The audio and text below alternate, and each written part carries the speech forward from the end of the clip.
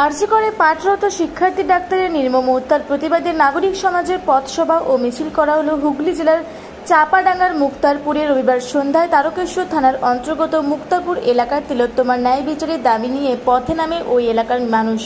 মিছিল থেকে তারা অবিলম্বে দোষীদের কঠোরতম শাস্তি দাবি জানান।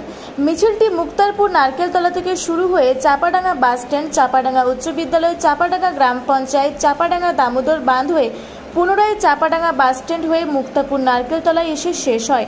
9 সেপ্টেম্বর ছিল কোর্টে শুনানির দিন, কিন্তু আজও শুনানি হলো না।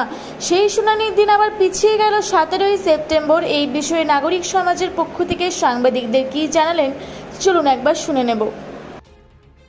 প্রায় 1 মাস হয়ে গেল আরজি করের মতো হসপিটালে, যেটা গোটা বিশ্বে একটা জায়গা করে নিয়েছে, সেখানে একজন মহিলা পড়ুয়া ডাক্তারের নৃশংস বর্বরচিত যে খুন এবং ধর্ষণ, তার প্রতিবাদে আমরা মুক্তারপুর তরুণ সংঘ এবং নাগরিক সমাজের সম্মিলিত উদ্যোগে এই প্রতিবাদ মিছিল এবং পথসভার আয়োজন করেছি। আমাদের এই পথসভা এলাকার হাজার হাজার মানুষ এখানে যোগদান করবে বলে আমরা আশাবাদী, এবং এই প্রতিবাদের ঝড়কে আমরা কোনো সময় থামতে দেব না। প্রতিবাদের আগুনকে আমরা সব সময় জ্বালিয়ে রাখব, যাতে করে আমাদের বোন, আমাদের বাড়ির মেয়ে যে আজকে এরকম একটা খুন এবং ধর্ষণের শিকার হয়েছে, সে যেন সুবিচার পায়। আমরা বিশেষ কয়েকটা দাবি নিয়ে আজকে এই আন্দোলনে নামছি।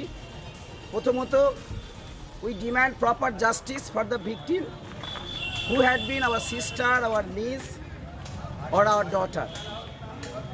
Second one, to appeal to the government to abolish the worm-beaten health system of our state. Third one, to investigate properly and safety and security of the fair sex in our society. Eighth one, our appeal to the state government to ensure women dignity, women freedom, women safety and security in every sphere of our life. And last one, and so more one, we must have the ninth one is to make our voice reach up to the court of justice against the lengthening of the process of justice to an almost never-ending limit.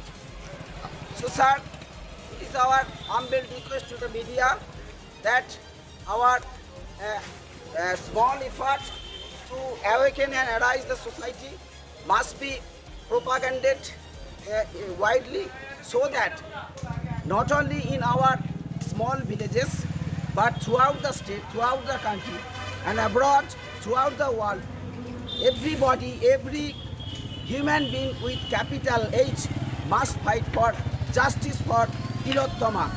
We want justice. We want justice. We want. আমি দেবব্রত আদক, এই যে মুক্তারপুর তরুণ সংঘ দেখছি, আমি মুক্তারপুর তরুণ সংঘের বর্তমান কার্যকরী কমিটির সম্পাদক। ধন্যবাদ। 1 মাস পার হয়ে গেল, তো কোনো বিচারের কোনো আশা এখনো পর্যন্ত করেনি, এটা নিয়ে কি বলবেন? এই আরজিকর কাণ্ডের যে পড়ুয়া ডাক্তারের খুন এবং ধর্ষণের প্রতিবাদে আমাদের আজ এই মিছিল। আমাদের এই গ্রাম বাংলার প্রত্যেকটা মেয়েকে এই নৃশংস যে খুন এবং ধর্ষণ, এই যে একটা হত্যাকাণ্ড, সেটা কিন্তু আমাদের প্রত্যেকটা গ্রাম বাংলার মেয়ের মনকে নাড়িয়ে দিয়েছে। আমরা পুরো শিহরিত হচ্ছি, এবং সেই শিহরণ আমাদের এখন রক্তে রক্তে মিশেছে। আমরা পুরো গর্জে উঠছি মেয়েরা, আমাদের তাই এই মিছিল চলছে। 30 দিন আছে, কিন্তু তিলোত্তমা এখনও কোনো বিচার পায়নি। আমাদের তিলোত্তমা আমাদের যে এখন ঘরের মেয়ে হয়ে দাঁড়িয়েছে, এই তিলোত্তমা তার যে নিজস্ব জায়গা, তার যে কর্মক্ষেত্র, সেখানেই সে কি নিরাপদ এবং সুরক্ষিত সে ছিল না।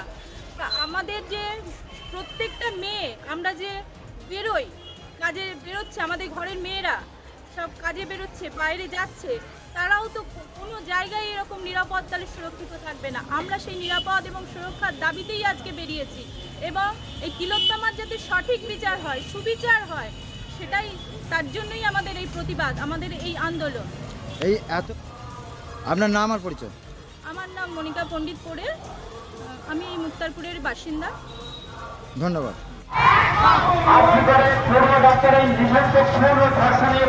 তারকেশ্বর হুগলি থেকে আশিস কুমার ঘোষের রিপোর্ট, রূপসী বাংলা মিডিয়া।